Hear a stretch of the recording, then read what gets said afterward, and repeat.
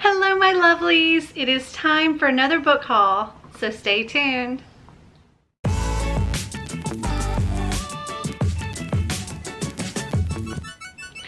So today I have 22 books to haul for you. Though I guess you could say more like 21 because there is a duplicate of one book in here. But just as a warning, Einstein is directly in front of me laying down because as soon as I sat down in front of the camera, he sat down in front of me.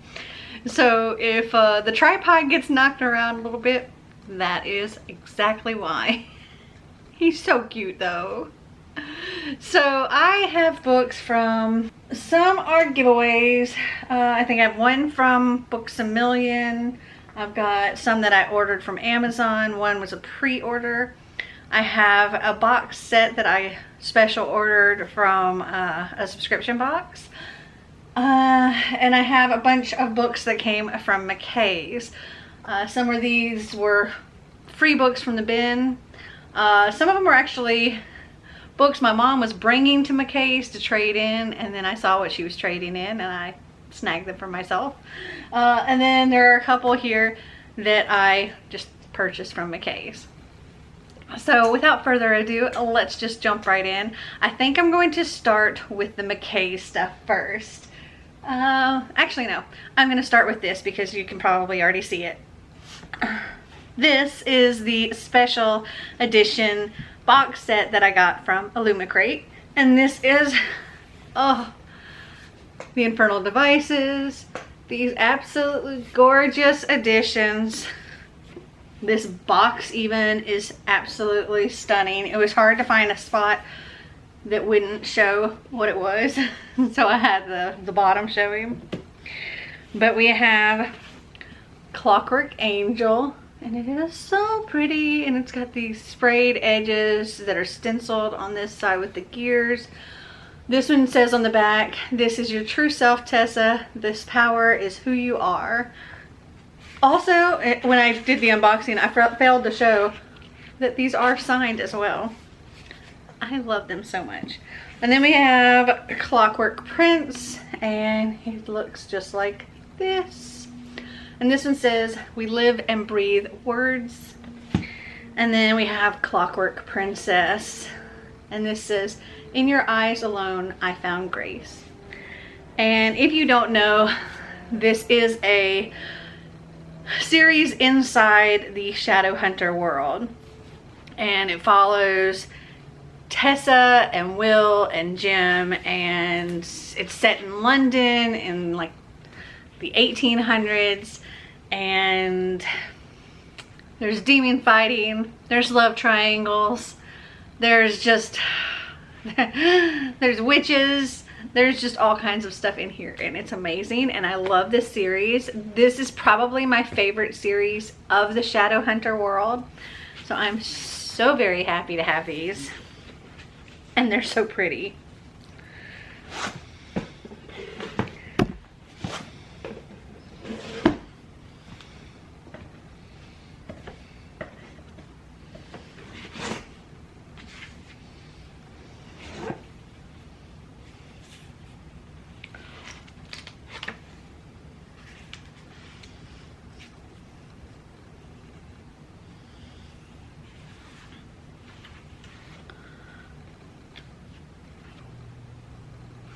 I am so sad, y'all.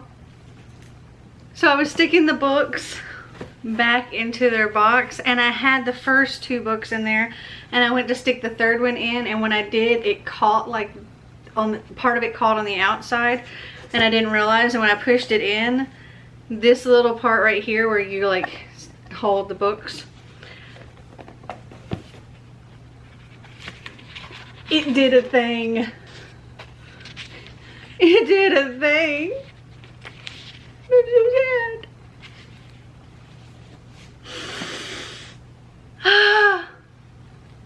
My heart hurts now. I'm so sad. That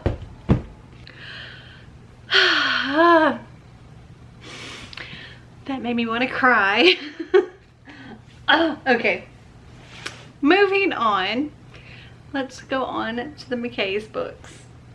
So I think the first books here are books that were the books that my mom was going to trade in. So the first one I have is The Lying Game by Ruth Ware. And oh, okay, for a second I thought it was an ARC, but it's not. Okay, this doesn't tell me anything at all about this book, so I'm gonna pull it up on Goodreads and I'll tell you what they say. Okay, this says, on a cool June morning, a woman is walking her dog in the idyllic coastal village of Salton along a tidal estuary known as the Reach. Before she can stop him, the dog charges into the water to retrieve what first appears to be a wayward stick, but to her horror turns out to be something much more sinister. The next morning, 3 women in and around London, Fatima, Thea, and Isabel, received the text they had always hoped would never come, from the fourth in their formerly inseparable clique, Kate, that says only, "I need you." The 4 girls were best friends at Salton, a second-rate boarding school set near the cliffs of the English Channel. Each different in their own way, the 4 became inseparable and were notorious for playing the lying game, telling lies at every turn to both fellow boarders and faculty, with varying states of serious and flippant nature that were disturbing enough to ensure that everyone steered clear of them. The myriad and complicated rules of the game are strict. No lying to each other ever. Bail on the lie when it becomes clear it is about to be found out. But their little game has consequences, and the girls were all expelled in their final year of school under mysterious circumstances surrounding the death of the school's eccentric art teacher, Ambrose, who also happens to be Kate's father. All right then, that is what this is about. Okay, next up we have The Outsider by Stephen King. This says, a living nightmare has come to Flint County, Oklahoma, as an 11-year-old boy is found brutally murdered in a local park. An unspeakable crime that rocks local law enforcement to its core as the most heinous atrocity anyone there has ever witnessed. Equally stunning is the identity of the prime suspect, Terry Maitland, one of Flint City's most popular citizens, as well as a Little League coach, English teacher, and devoted husband and father. Detective Ralph Anderson, whose own son Maitland once coached, orders a quick and very public arrest. Multiple eyewitnesses and irrefutable evidence mean an ironclad case, until the investigation expands and horrifying new details begin to emerge. Terry Maitland seems like a nice guy, but is he wearing another face? When the answer is revealed, it will shock you, as only master storyteller Stephen King can. Okay, next up we have Where the Crawdads Sing by Delia Owens. And I think this is like an adult, like women's fiction or something like that. It says, how can you protect your heart? For years, rumors of the Marsh Girl have haunted Barclay Cove, a quiet town on the North Carolina coast. So in late 1969, when handsome Chase Andrews is found dead, the locals immediately suspect Kaya Clark, the so-called Marsh Girl. But Kaya is not what they say. Sensitive and intelligent, she has survived for years alone in the marsh that she calls home, finding friends in the gulls and lessons in the sand. Then the time comes when she yearns to be touched and loved. When 2 young men from town become intrigued by her wild beauty, Kaya opens herself to a new life until the unthinkable happens. Perfect for fans of Barbara Kingsolver and Karen Russell, Where the Crawdads Sing is at once an exquisite ode to the natural world, a heartbreaking coming-of-age story, and a surprising tale of possible murder.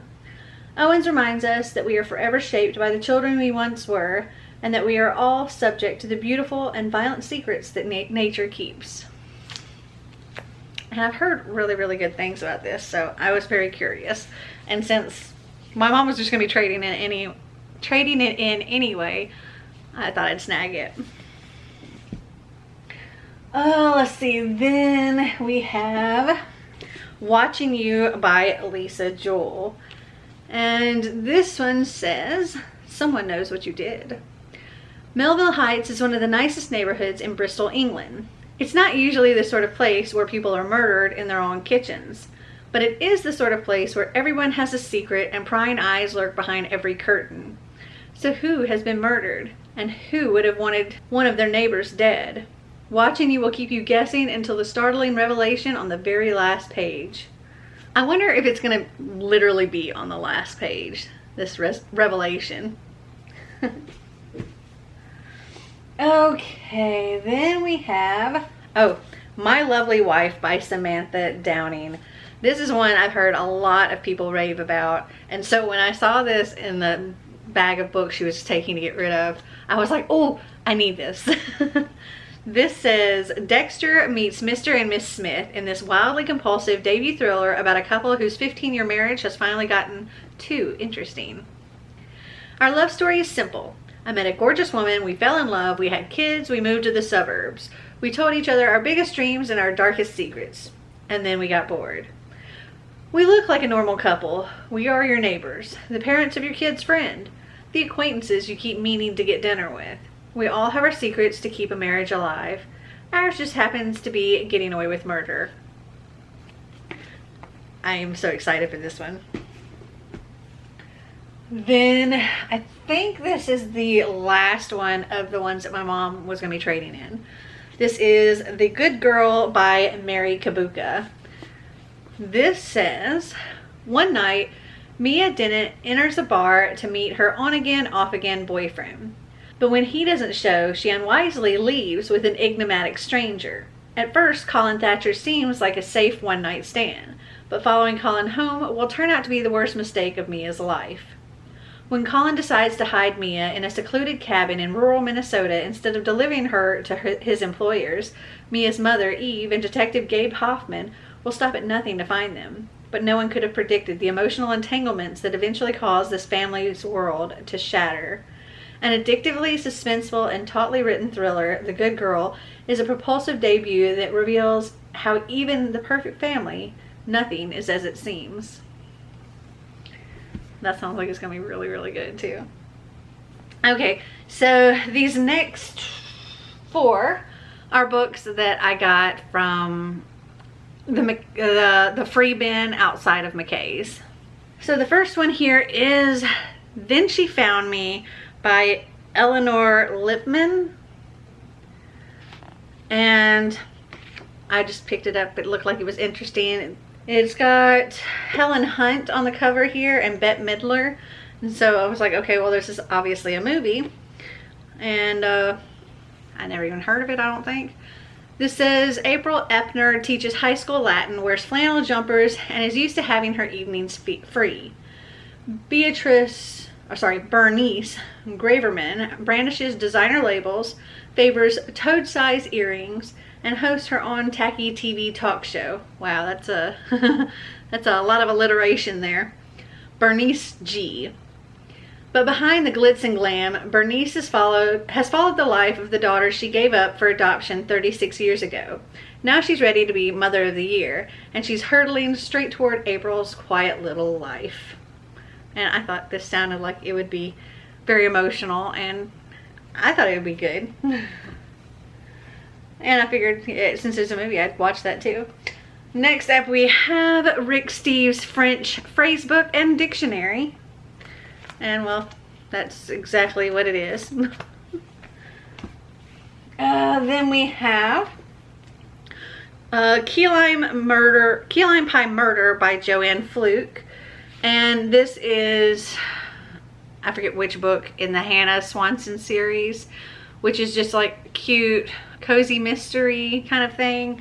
Hannah is a baker, and the first book in the series, which I can't remember right offhand what it's called, but the first book in the series, she finds the milkman has been murdered, and kind of does her own investigation alongside the police to try to figure out what happened. And it's super cute. There's also recipes throughout, and they sound delicious. So I want to read the whole series. Sorry if the angle changed, but my battery died. Okay, next up we have The Face of Fear by Dean Koontz. I actually own a mass market paperback of this, but I wasn't sure at the time, and so I picked it up. But this one is a hardcover, though the dust jacket is definitely in rough condition. But I will tell you, this says, originally published under the pseudonym Brian Coffey, in this classic story from the best-selling author of Strange Highways, a man with an amazing power is drawn into a harrowing nightmare. After a nearly fatal mountain climbing accident, 38-year-old Graham Harris is left with a lame leg, a terrible fear of heights, and an extraordinary gift, the power to see the future. When Graham sees a notorious serial killer at work, he goes to the police and begins providing descriptions. With the police edging ever closer, the killer known as the Butcher vows to kill Graham. Then, while sharing a late-night dinner break with his girlfriend, Connie, in his deserted 23-story office, Graham has the most terrifying vision of all. The Butcher is in the building, climbing to his floor aboard a service elevator. Dun, dun, dun. Okay, then these two books here are books that I actually purchased from McKay's. So the first one is Meal in a Mug, 80 Fast, Easy Recipes for Hungry People. All you need is a mug and a microwave by Denise Smart. And I think that pretty well explains what this is about. It's just a cookbook. I got it for 75 cents. And next up we have the Star Trek Craft Book. Instructions to make 25 unique Star Trek crafts. And I thought this was very cute.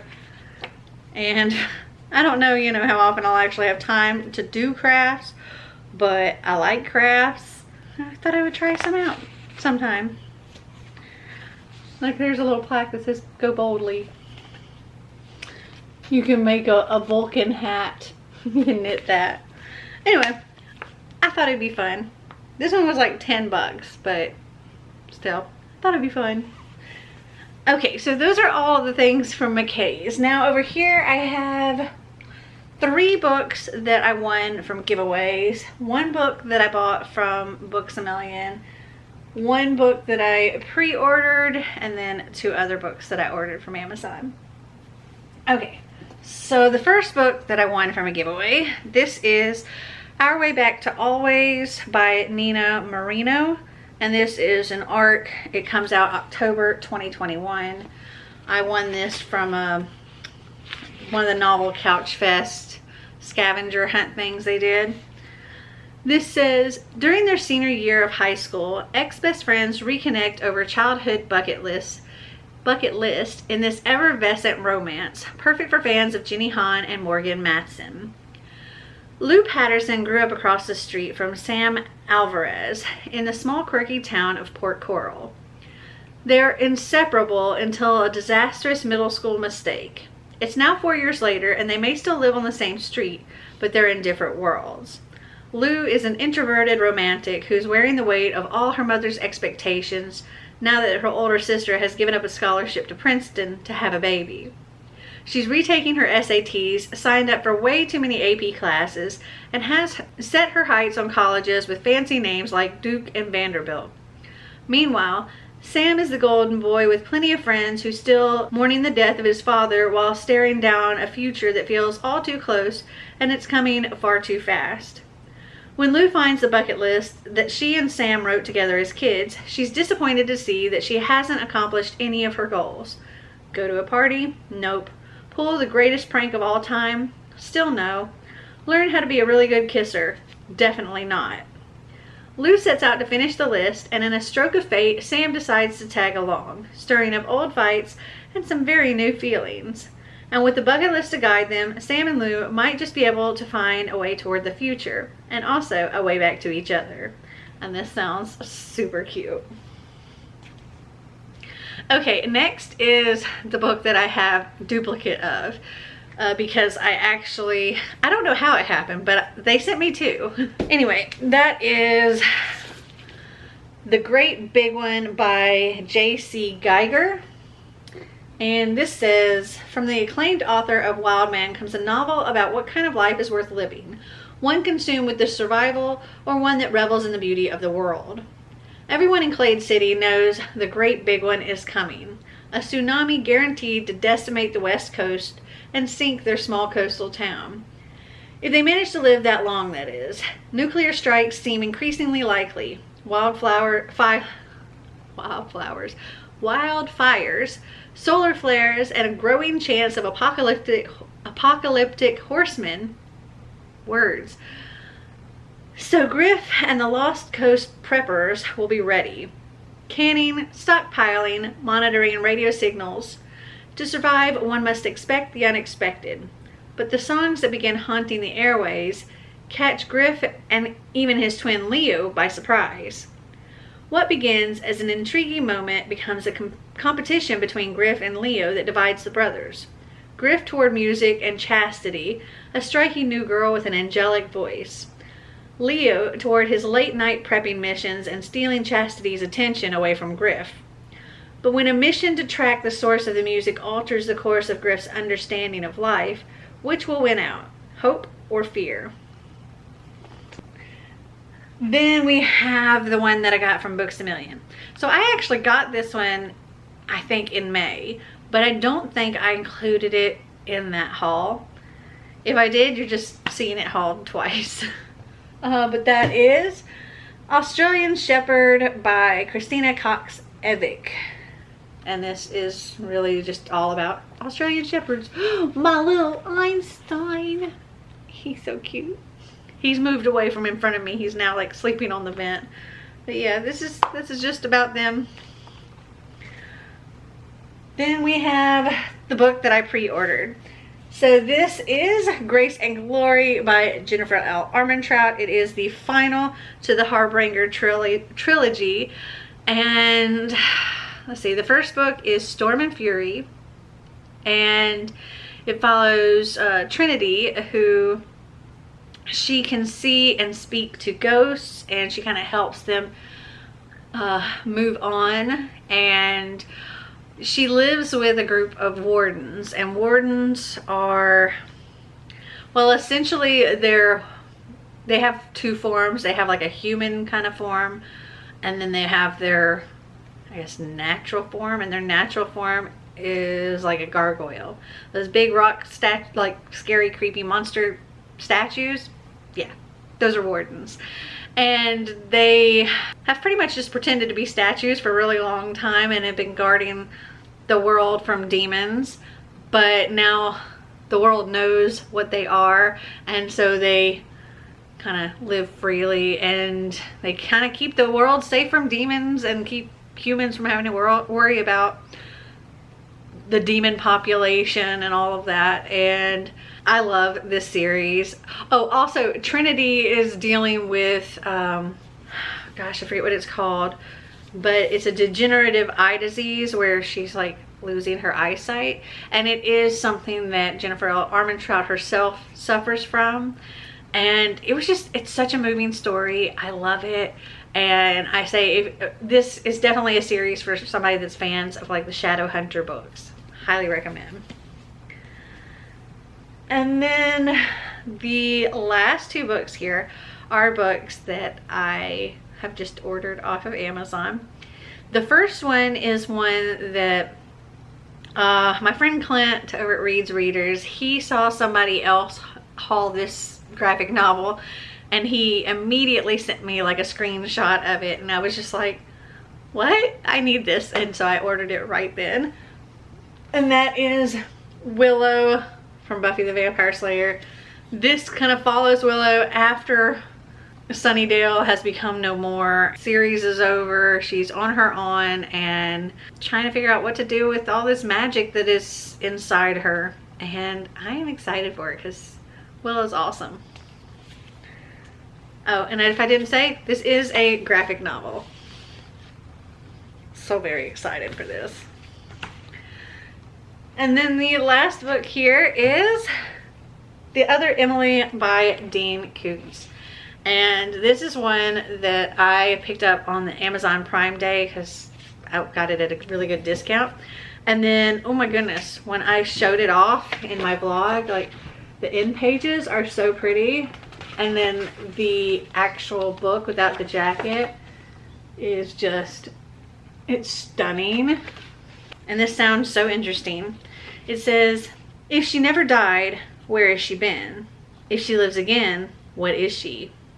#1 New York Times bestselling master of suspense, Dean Koontz takes readers on a twisting journey of lost love, impossible second chances, and terrifying promises. A decade ago, Emily Carlino vanished after her car broke down on a California highway. She was presumed to be one of serial killer Ronnie Lee Jessup's victims, whose remains were never found. Writer David Thorne still hasn't recovered from losing the love of his life or from the guilt of not being there to save her. Since then, he sought closure any way he can. He even visits regularly with Jessup in prison, desperate for answers about Emily's final hours so he may be finally able to lay her body to rest. Then David meets Madison Sutton, beguiling, playful, and keenly aware of all David has lost. But what really takes his breath away is that everything about Madison, down to her kisses, is just like Emily. As the fantastic becomes credible, David's obsession grows. Madison's mysterious past deepens, and terror escalates. Is she Emily, or an irresistible dead ringer? Either way, the ultimate question is the same. What game is she playing? Whatever the risk in finding out, David's willing to take it for this precious second chance. It's been 10 years since he felt this inspired, this hopeful, this much in love, and he's afraid. And I'm very excited for this one. So those are all the books that I acquired this month. Have you read any of them? Did you like them? Did you not? Comment down below and let me know. Well, I hope you guys enjoyed this video. If you did, give me a big thumbs up. If you'd like to see more videos like this, click that subscribe button down below. And until next time, remember to always be completely you. Bye!